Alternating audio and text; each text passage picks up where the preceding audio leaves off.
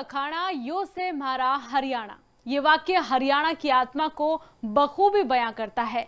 हरियाणा सिर्फ एक राज्य नहीं है, बल्कि मेहनत, बहादुरी और संस्कृति का प्रतीक है। यहाँ की मिट्टी से उठती है दूध और दही की सौंधी खुशबू, जो सादगी और समृद्धि दोनों का ही प्रतीक है। जब सूरज की पहली किरणें हरियाणा के खेतों पर पड़ती है, तो किसान का पसीना सोने में बदल जाता है। यहाँ की बोली में मिठास है, पहनावे में परंपरा है और लोगों के दिलों में देशभक्ति की गहराई। हर साल 1 नवंबर को जब हम हरियाणा दिवस मनाते हैं, तो ये दिन हमें याद दिलाता है कि उस गौरवशाली सफर की जिसने इस धरती को भारत का दिल बना दिया।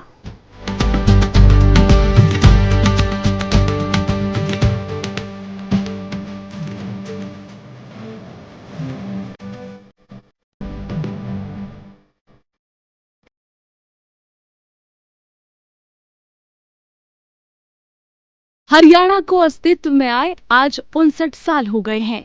इन 59 सालों में प्रदेश ने कई उपलब्धियां हासिल की, तो कई मोर्चों पर विफल भी रहा। 59 वर्ष से एक कदम आगे बढ़ चुके हरियाणा ने अपने गठन के बाद से अब तक अनेक उतार चढ़ाव देखे हैं। बावजूद इसके हरि की नगरी हरियाणा के विकास का पहिया बिल्कुल नहीं रुका। प्रदेश मजबूत आर्थिक स्थिति के साथ अपने पैरों पर खड़ा है। विकास के नए आयाम स्थापित करने वाले इस प्रदेश के सामने अनसुलझे सवाल भी कम नहीं है। प्रगति हुई है तो चुनौतियां भी बढ़ी है। प्रदेश की विकास यात्रा लंबी नहीं है, लेकिन इसने तेजी से कदम दर कदम सफलता के जो पड़ाव पार किए हैं, वो बेमिसाल है। आइए जानते हैं कब हुआ हमारे हरियाणा का गठन। हरियाणा का गठन 1966 को हुआ था। 1950 के दशक में भारत ने भाषाई आधार पर राज्यों का पुनर्गठन शुरू किया। 1956 में स्टेट रीऑर्गेनाइजेशन एक्ट बना। एक्ट आने के बाद कई राज्यों की सीमाएं बदली गई। हरियाणा के लोग चाहते थे कि उन्हें भी एक हिंदी भाषी राज्य के रूप में अलग किया जाए। आंदोलन का नेतृत्व कई नेताओं ने किया था। पंडित नेकीराम शर्मा, देवीलाल, भगवत दयाल शर्मा के नाम इनमें प्रमुख है। केंद्र सरकार ने इस मांग को मानने के लिए एक आयोग बनाया। आयोग की सिफारिश पर एक अलग राज्य बनाया गया। 1 नवंबर 1966 को हरियाणा राज्य का गठन हुआ। हरियाणा को पुराने पंजाब से अलग कर दिया गया। इसी दिन चंडीगढ़ को पंजाब और हरियाणा की संयुक्त राजधानी घोषित किया गया था। हरियाणा बनने के बाद का सफर बेहतरीन रहा। कैसे एक नया राज्य, जिसे शुरू में छोटा और गरीब माना जाता था, अब भारत के सबसे विकसित राज्यों में से एक बन गया। 1966 से 1975 के बीच नींव का दौर शुरू हुआ था। हरियाणा के पहले मुख्यमंत्री बने भगवत दयाल शर्मा, जो कि कांग्रेस पार्टी के थे। राज्य बनने के बाद सरकार के सामने 3 बड़ी चुनौतियां थी। अब जानते हैं दयाल शर्मा की 3 बड़ी चुनौतियां कौन कौन सी थी। सबसे पहला, कृषि का विकास। दूसरा, उद्योग के नींव रखना। और तीसरा, बुनियादी ढांचा, सड़कें, बिजली, पानी बनाना। इन शुरुआती वर्षों में हरियाणा ने हरित क्रांति को तेजी से अपनाया था। नई सिंचाई परियोजनाएं, ट्यूबवेल और आधुनिक खेती की तकनीक सामने आई। नतीजा ये हुआ कि हरियाणा देश के अनाज भंडार के रूप में उभर कर सामने आया। 1975 से 1990 औद्योगिक और राजनीतिक विस्तार हुआ। इन वर्षों में हरियाणा की राजनीति में कई उतार चढ़ाव भी आए। देवीलाल, भजनलाल और बंसीलाल जैसे नेता उभर कर सामने आए। बंसीलाल ने सड़क, बिजली और संचार के क्षेत्र में हरियाणा को आगे बढ़ाया। देवीलाल ने किसानों के नेता बनने के साथ हरियाणा में सामाजिक बदलाव किए।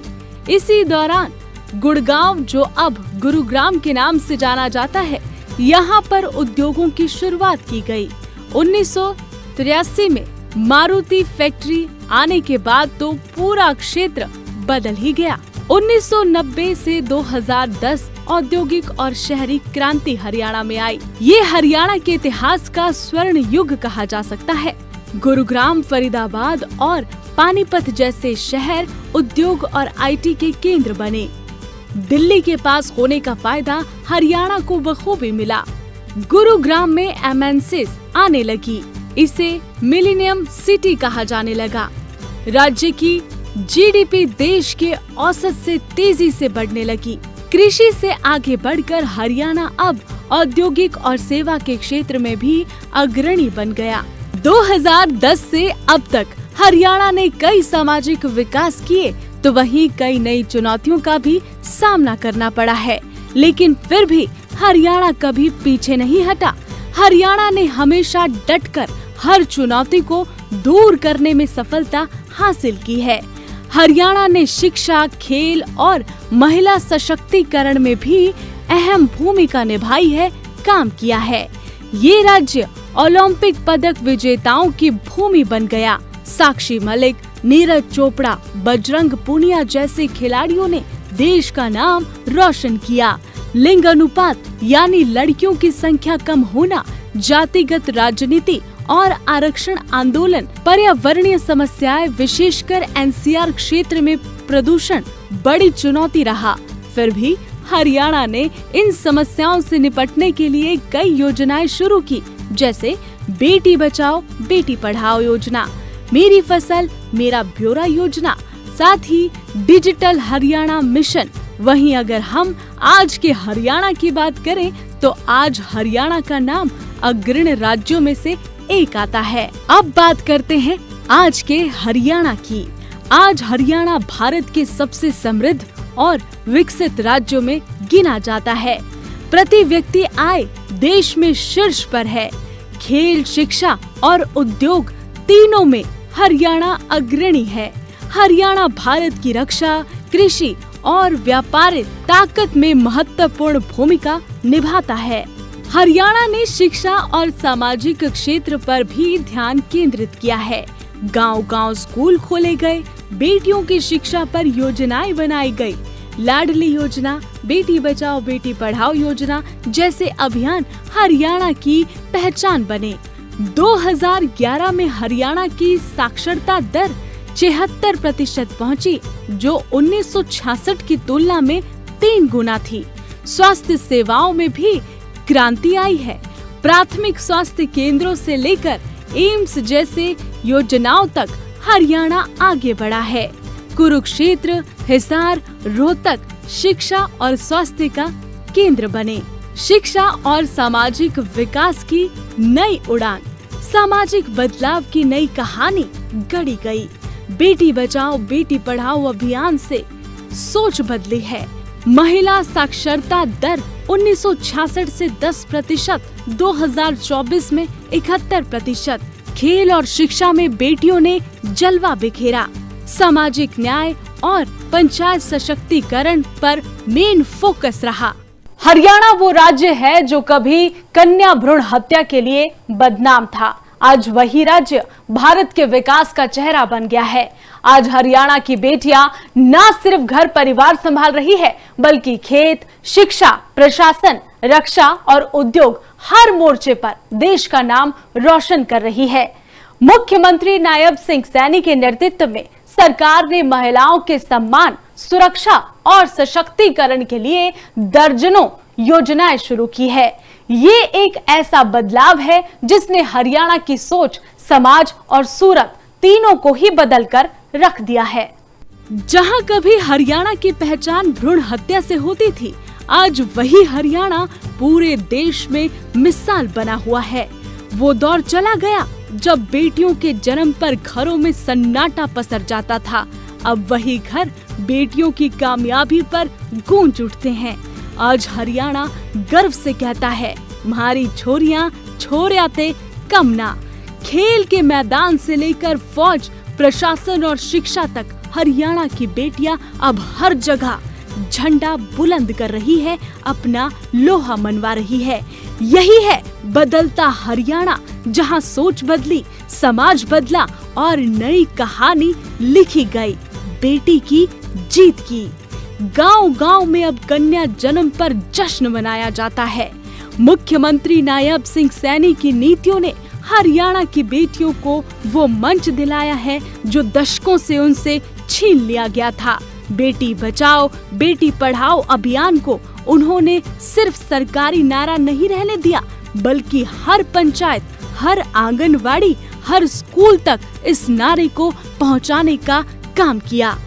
आज हरियाणा का लिंगानुपात 917 से बढ़कर 933 हो गया है। जो कभी चिंता का विषय था वो अब गर्व का प्रतीक है। सरकार की पहल से स्कूलों में लड़कियों की संख्या तेजी से बढ़ी है। लाडली योजना, सक्षम योजना, अपना घर अपनी बेटी योजना जैसी पहल ने महिलाओं को आत्मनिर्भर बनाया। सैनी सरकार का फोकस साफ है, बेटी सिर्फ घर की नहीं देश की ताकत बने। अब बात करेंगे हरियाणा के मुख्यमंत्री नायब सिंह सैनी की। 12 मार्च 2024 को सीएम नायब सिंह सैनी को हरियाणा का मुख्यमंत्री बनाया गया। 2014 के बाद से हरियाणा के कई आयाम स्थापित किए हैं। हरियाणा अग्रणी राज्यों में शामिल है। हरियाणा के मुख्यमंत्री नायब सिंह सैनी का कार्यकाल अब तेजी से गति वाले निर्णयों, सामाजिक कल्याण योजनाओं और प्रशासनिक सुधारों का मिला जुला दौर माना जा रहा है। मार्च 2024 में मनोहर लाल खट्टर के स्थान पर मुख्यमंत्री बनने के बाद नायब सिंह सैनी ने बेहद कम समय में अपनी कार्यशैली और प्राथमिकताओं से एक अलग पहचान अपनी बनाई। वे राजनीति में एक साधारण किसान परिवार से उठे नेता है, जिनकी छवि मेहनती और धरातलीय कार्यकर्ता के रूप में है। मुख्यमंत्री बनने के बाद उन्होंने शुरुआती 100 दिनों में ही कई महत्वपूर्ण फैसले हरियाणा के पक्ष में लिए, जैसे 25,000 युवाओं को सरकारी नौकरियां देना, हरियाणा में 24 फसलों की सरकारी खरीद को बढ़ाने, वृद्धा अवस्था पेंशन को 3200 रुपए मासिक करने, पंचायतों को 405 करोड़ की वित्तीय सहायता प्रदान करने जैसे कदम उठाए। इसके अलावा बेरोजगार युवाओं को जैसी घोषणाओं ने जनता में कई उम्मीदें जताई। इसी के साथ हरियाणा सरकार ने अंत्योदय परिवारों को लाभ पहुंचाने के लिए कई योजनाएं लॉन्च की है। इन योजनाओं का उद्देश्य समाज के सबसे गरीब और कमजोर वर्ग तक सरकारी लाभ पहुंचाना है, ताकि कतार में खड़े अंतिम व्यक्ति को भी हर योजना का लाभ मिल सके। आइए जानते हैं कि हरियाणा सरकार द्वारा कौन कौन सी योजनाएं जन कल्याण के लिए चलाई गई है। लाडो लक्ष्मी योजना, कर्मचारियों के लिए नई पेंशन स्कीम, आयुष्मान कार्ड योजना, आपकी बेटी हमारी बेटी योजना, मुख्यमंत्री विवाह शगुन योजना, गोवर्धन योजना, हरियाणा हैप्पी कार्ड योजना, वृद्धावस्था सम्मान भत्ता योजना, लाडली सामाजिक सुरक्षा भत्ता और हरियाणा सरकार की विधवा पेंशन योजना। जहां हरियाणा की बात हो वहां खेल की बात ना हो, ये तो संभव ही नहीं है। आज हरियाणा खेल में अव्वल है। हरियाणा ने खेलों में उल्लेखनीय उपलब्धियां हासिल की है, जिसमें ये खेल राज्य की छवि को बना रहा है। 2024 के पेरिस ओलंपिक में छाए हरियाणवी 6 मेडल में से 4 हरियाणा के नाम रहे। ये परिणाम इस बात का संकेत है कि राज्य स्तर पर खेल प्रशिक्षण, खेल परिसर और खिलाड़ियों को मिली सुविधाएं प्रभावी है। हरियाणा के खिलाड़ियों ने अलग अलग खेलों में दखल दिया है। कुश्ती, तीरंदाजी, वुशु आदि, और राज्य में हरियाणा सरकार की खेल नीति और समर्थन का लाभ उठाया है। अब बात करते हैं हरियाणा की संस्कृति की। इसकी मिट्टी की सादगी, लोक परंपराओं और मेहनतकश जीवन शैली उत्सवों और रंगीनता में झलकती है। 1 नवंबर 1966 को पंजाब से अलग होकर बने इस राज्य ने अपनी एक अलग सांस्कृतिक पहचान कायम की है, जो आज भी ग्रामीण जीवन, लोक संगीत, नृत्य, भाषा और रीति रिवाजों में बसी हुई है। हरियाणा की संस्कृति की बात करें तो कृषि प्रधान जीवन, देशभक्ति, लोक कला और आध्यात्मिकता का सुंदर संगम देखने को मिलता है। हरियाणा की लोक संस्कृति का सबसे महत्वपूर्ण हिस्सा है रागिनी। हरियाणा का सबसे प्रसिद्ध लोक संगीत है। हरियाणा का पोशाक संस्कृति भी पारंपरिक और आकर्षक है। पुरुष आमतौर पर धोती कुर्ता और पगड़ी पहनते हैं, जबकि महिलाएं घाघरा दुपट्टा और कुर्ती धारण करती है। गांव में अब भी पारंपरिक परिधान और आभूषणों की झलक देखने को मिलती है। हरियाणवी भाषा, जो हिंदी की एक बोली है, इसमें एक अनोखी मिठास और सादापन झलकता है। ये बोली हरियाणा की असल पहचान है। इसमें अपनापन और हास्य दोनों ही झलकते हैं। किसान की बात करें तो हरियाणा सरकार ने किसानों के लिए कई अहम कार्य किए हैं। किसान हरियाणा की प्रगति में अहम भूमिका निभाते हैं। सबसे पहले हरियाणा को भारत की अन्न भंडार भूमि कहा जाता है। यहाँ की उपजाऊ मिट्टी और मेहनती किसान देश की खाद्य सुरक्षा की रीढ़ है। गेहूं, धान, बाजरा और सरसों की पैदावार में ये राज्य हमेशा शीर्ष पर रहा है। आज हरियाणा में 24 की 24 फसलों पर MSP मिल रही है। अन्य फसलें भी रिकॉर्ड खरीद MSP पर की है, कर रहे हैं, आपके सामने है। अब हमने फैसला लिया है कि शेष जितनी भी फसलें किसान की हैं, एक एक दाने को उसको भी हमारी सरकार MSP पर खरीदने का काम करेगी। मैं उन लोगों से पूछना चाहता हूं जो लोग झूठ का डंडोरा पीट रहे हैं पूरे हरियाणा प्रदेश के अंदर, वो ये बताने का काम करें कि उन्होंने अपने समय में कितनी फसलें MSP पर खरीदी हैं। वो भी जारी करें, वो बताएं ना कि 10 वर्षों के अंदर वो सत्ता के अंदर है, केंद्र के अंदर सरकार थी, प्रदेश में भी सरकार थी, वो बताने का काम करें। हमने तो बताया है कि नहीं, हमने पिछले 10 वर्षों के अंदर 14 अन्य फसलें MSP पर खरीदी हैं और हमने अब निर्णय लिया है कि किसान की सारी फसलें हम MSP पर खरीदेंगे। परंतु वो जो झूठ फैला रहे हैं, जो झूठ बोल रहे हैं, वो भी बताने का काम करें कि हमारा 10 साल का कार्यकाल था, कितनी फसलें MSP पर खरीदने का काम वो उनकी सरकार ने किया है। हरियाणा औद्योगिक और आर्थिक रूप से तेजी से विकसित हो रहा है। गुरुग्राम और फरीदाबाद जैसे शहर आज भारत की औद्योगिक और IT राजधानी बन चुके हैं। हरियाणा में देश विदेश की बड़ी कंपनियां काम कर रही है और रोजगार के अवसर भी बढ़ रहे हैं। संक्षेप में कहा जाए तो हरियाणा खास है क्योंकि यहाँ खेती में समृद्धि और खेतों में वीरता, संस्कृति में सादगी, इतिहास में गौरव और आधुनिकता में प्रगति सब कुछ एक साथ झलकता है। यही संतुलन हरियाणा को एक अलग राज्य बनाता है जो भारत की आत्मा का सच्चा प्रतीक है। हरियाणा का सफर संघर्ष, मेहनत और सफलता की एक जीवंत कहानी है। हरियाणा का मतलब सिर्फ एक राज्य नहीं बल्कि मेहनत, मिट्टी और मातृभूमि का गौरव है। ये वो भूमि है जहां गीता का ज्ञान हुआ, जहां सैनिक सीमा पर डटे हैं और जहां किसान खेत में सोना उगलता है। हरियाणा की मिट्टी में वो ताकत है जो इतिहास भी झुककर इसे सलाम करता है। इसीलिए हरियाणा का सफर संघर्ष से सफलता तक पूरे भारत के लिए एक प्रेरणा है। आप सभी को लिविंग इंडिया न्यूज की तरफ से हरियाणा दिवस की बहुत बहुत शुभकामनाएं।